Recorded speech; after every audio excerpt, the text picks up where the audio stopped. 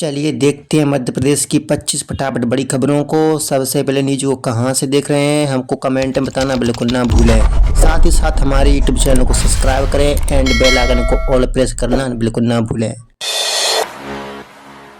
बड़वानी से होगी कृषि नीति की नई शुरुआत, किसानों पर बड़ा फैसला। मध्य प्रदेश सरकार 2 मार्च आज को बड़वानी जिले के नागलवाड़ी में अपनी पहली कृषि कैबिनेट बैठक आयोजित करेगी। मुख्यमंत्री डॉक्टर मोहन यादव की अध्यक्षता में होने वाली इस बैठक में निमाड़ अंचल और जनजातीय क्षेत्रों के कृषि विकास पर विशेष चर्चा होगी। सिंचाई विस्तार, उन्नत बीज, बेहतर बाजार और किसानों की आय बढ़ाने जैसे मुद्दों पर निर्णय संभव है। मसाला फसलों को बढ़ावा और पशुपालन के आधुनिकीकरण पर भी विचार होगा। एम्स भोपाल की बड़ी खोज, नासा ग्रसनी में विशेष ग्रंथि की पहचान, बीमारी की जांच में मिलेगी मदद। चिकित्सा अनुसंधान के क्षेत्र में बड़ी उपलब्धि हासिल करते हुए एम्स भोपाल के वैज्ञानिकों ने मानव शरीर रचना में नई कड़ी जोड़ी। विशेषज्ञों ने नाक के पीछे और गले के ऊपरी हिस्से यानी नासा ग्रसनी क्षेत्र में स्थित एक विशेष ग्रंथि की पहचान की। इससे जुड़ी एक अज्ञात निकासी नलिका को भी पहली बार वैज्ञानिक रूप से प्रमाणित किया गया है। यूनियन कार्बाइड परिसर का होगा कायाकल्प, 400 करोड़ से बनेगा ओपन थिएटर और स्मारक। 1984 की गैस त्रासदी का साक्षी रहा भोपाल का यूनियन कार्बाइड परिसर अब नए स्वरूप में विकसित किया जाएगा। राज्य सरकार यहां ओपन थिएटर, रिहायशी और व्यावसायिक परिसर के साथ अत्याधुनिक अनुसंधान केंद्र बनाने की तैयारी में है। करीब 400 करोड़ रुपए की लागत से इस क्षेत्र का पुनर्विकास प्रस्तावित है। साथ ही 7 से 10 एकड़ में गैस त्रासदी पीड़ितों की स्मृति में भव्य स्मारक बनाया जाएगा। कोरोना कवच क्लेम ठुकराना पड़ा महंगा, बीमा कंपनी 6% ब्याज के साथ लौटाएगी रकम। कोरोना कवच पॉलिसी लेने के बावजूद इलाज का खर्च न मिलने पर उपभोक्ता ने जिला उपभोक्ता आयोग का दरवाजा खटखटाया। बीमा कंपनी ने पुरानी बीमारी की जानकारी न देने का हवाला देकर क्लेम खारिज कर दिया था। मामले की सुनवाई के बाद जिला उपभोक्ता आयोग क्रमांक 2 ने कंपनी को निर्देश दिया कि वह उपचार में खर्च पूरी राशि 6% ब्याज सहित लौटाए। साथ ही मानसिक संताप के लिए 20,000 और परिवार व्यय के रूप में 10,000 रुपए देने का आदेश भी दिया। इंदौर में मेट्रो को हरी झंडी का इंतजार, परमिशन मिलते ही मालवीय नगर तक दौड़ेगी ट्रेन। इंदौर में मेट्रो संचालन की तैयारी अंतिम चरण में है। Commissioner of metro railway safety की जूनियर टीम निरीक्षण कर चुकी है और बताई गई कमियों को दूर किया जा रहा है। Madhya Pradesh metro rail corporation limited के प्रबंध संचालक एस कृष्ण चैतन्य ने 2 दिवसीय स्थलीय निरीक्षण किया। CMRS की अंतिम स्वीकृति मिलते ही सुपर कॉरिडोर 2 से मालवीय नगर चौराहे तक मेट्रो संचालन शुरू होने की संभावना है। MP में कॉलोनीज के विकास को नया मॉडल, निकायों को मिलेगा 5 करोड़ तक विशेष फंड। मध्य प्रदेश में तेजी से बढ़ते शहरीकरण के बीच सरकार कॉलोनीज के विकास के लिए नया जनभागीदारी मॉडल लागू करने जा रही है। नई बसाहटों में अधोसंरचना की शिकायतों को देखते हुए नगरीय निकायों को विशेष फंड दिया जाएगा जो 5 करोड़ रुपए तक हो सकता है। आर्थिक संसाधनों की कमी के चलते विकास कार्य जन सहयोग से कराए जाएंगे। स्थानीय जनप्रतिनिधियों और अधिकारियों से परामर्श के बाद यह तय होगा कि नागरिकों का योगदान कितना रहेगा। होली पर अनूपपुर में नो एंट्री, ग्वालियर में हाई अलर्ट, सख्त सुरक्षा और ट्रैफिक का प्लान लागू। होली के मद्देनजर प्रदेश में सुरक्षा व्यवस्था कड़ी कर दी गई। अनूपपुर में 2 और 3 मार्च को भारी वाहनों की शहर में एंट्री पूरी तरह से बंद रहेगी। ट्रक, डंपर और ट्रेलर पर रोक रहेगी जबकि जरूरी सेवाओं को छूट दी गई। वहीं ग्वालियर में होलिका दहन और धुलैंडी को लेकर 3 दिन हाई अलर्ट रहेगा। शहर के 40 पॉइंट पर ब्रीथ एनालाइजर से चेकिंग होगी और 23 संवेदनशील इलाकों में फिक्स पिकेट तैनात रहेंगे। एसपी हाईकोर्ट सख्त डॉक्टर्स को 8% वेतन वृद्धि और ब्याज सहित एरियर्स देने का आदेश। मध्य प्रदेश उच्च न्यायालय की ग्वालियर खंडपीठ में न्यायमूर्ति विशाल धगट ने शासकीय अस्पतालों के सुपर स्पेशलिटी डॉक्टर्स के पक्ष में महत्वपूर्ण फैसला सुनाया। कोर्ट ने अंतिम वेतन से 8% वार्षिक वेतन वृद्धि देने और वर्ष 2018 से 6% ब्याज सहित एरियर्स भुगतान के निर्देश दिए। MP में होली पर 2 दिन की सरकारी छुट्टी, 3 और 4 मार्च को बंद रहेंगे दफ्तर। रंगों के त्योहार होली को लेकर तारीखों में चल रहे भ्रम के बीच मध्य प्रदेश सरकार ने बड़ा फैसला लिया है। इस बार प्रदेश में पहली बार होली पर 2 दिन की सरकारी छुट्टी घोषित की गई है। 3 मार्च और 4 मार्च को सभी सरकारी कार्यालय बंद रहेंगे। इससे कर्मचारियों और आम लोगों को त्योहार मनाने में सहूलियत मिलेगी। शासन के इस निर्णय से होली की तैयारियों में जुटे लोगों को राहत मिली और अब वे बिना किसी उलझन के रंग पर्व का आनंद ले पाएंगे। होली दिवाली पर free gas cylinder, ration card धारकों को खाते में मिलेगी सीधी सहायता।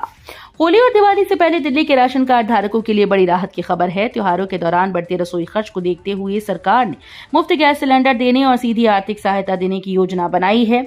इस योजना का लाभ सीधे पात्र परिवारों के बैंक खाते में पहुंचाया जाएगा, जिससे त्योहारों पर रसोई का बोझ कम हो सके। महंगाई के इस दौर में ये पहल लाखों जरूरतमंद परिवारों के लिए बड़ी सौगात साबित हो सकती है।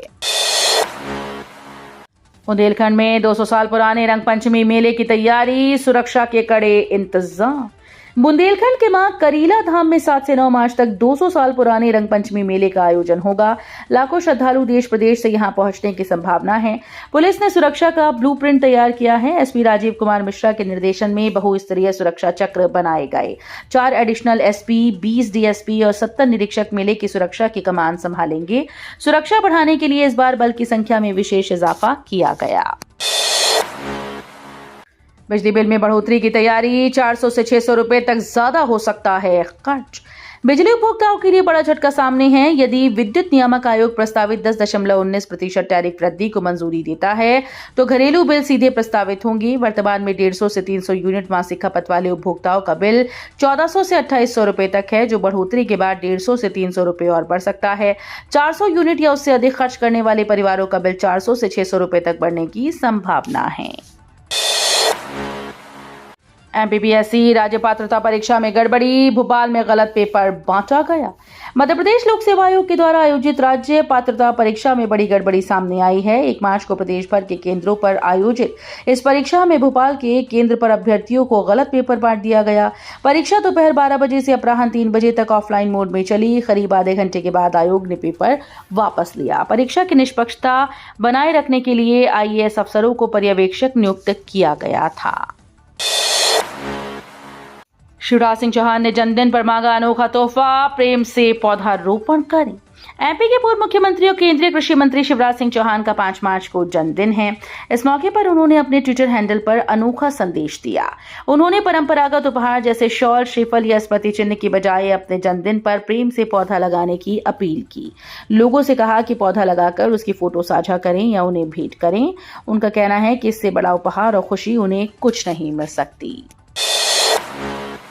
तिघरा में गिद्धों की संख्या बढ़ी, 1 साल में 58 नए गिद्ध आए।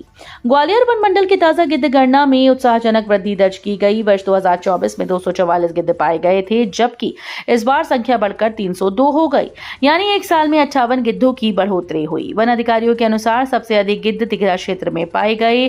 पहाड़ी और दुर्गम भूभाग गिद्धों के लिए सुरक्षित ठिकाना साबित हो रहा है, जहां वो आसानी से घोंसले बना लेते हैं और अन्य जंगली जानवरों या इंसानों की पहुंच कठिन होती है। रेलवे में 5349 अप्रेंटिस पदों पर भर्ती, बिना परीक्षा 10वीं पास को मौका। रेलवे में नौकरी का सपना देख रहे युवाओं के लिए सुनहरा अवसर है। रेलवे भर्ती सेल ने पश्चिमी रेलवे में 5349 अप्रेंटिस पदों पर भर्ती का नोटिफिकेशन जारी कर दिया। इस भर्ती में किसी प्रकार की लिखित परीक्षा नहीं होगी। चयन 10वीं और ITI के अंकों के औसत के आधार पर मेरिट से किया जाएगा। आवेदन प्रक्रिया 21 फरवरी 2026 से शुरू हो चुकी थी और अभ्यर्थी 23 मार्च 2026 शाम 5 बजे तक ऑनलाइन आवेदन कर सकते हैं। चीतों के बाद कूनों में घड़ियालों की एंट्री, सीएम ने 53 घड़ियाल प्राकृतिक आवास में छोड़ी।